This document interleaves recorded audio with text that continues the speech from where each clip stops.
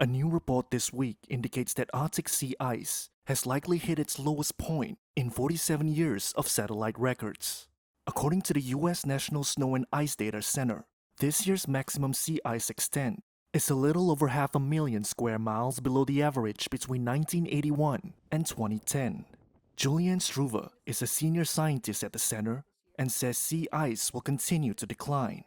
I think that the really important thing to me is that we're not returning to conditions we saw, a few decades ago. We're continuing on this path towards less overall sea ice. And of course, a record year will make the news and it should, but then again, we're just keeping on this path and eventually we will lose the ice in the Arctic Ocean in summer. Struve told Reuters that melting sea ice contributes to heat waves, droughts, and flooding worldwide. If one part of the climate system and one part of the Earth is changing faster than anywhere else, the rest of the system has to respond.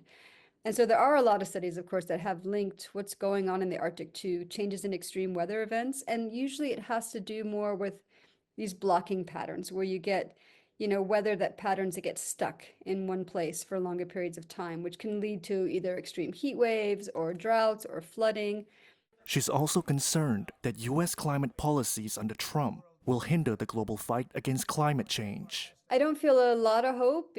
Part of it is the new administration, of course, is going to roll back a lot of our environmental protections and greenhouse gas emissions. So that's, of course, concerning as the US is a key player. And, it could make arguments then for other countries saying, well, look, the US isn't doing anything. Why should we? So that's a concern because you really need all countries to get on board and to dramatically reduce their CO2 emissions. And everybody has to do it now. We can't keep waiting. Struve says summer weather will determine if this year's minimum sea ice extent is considered an extreme event.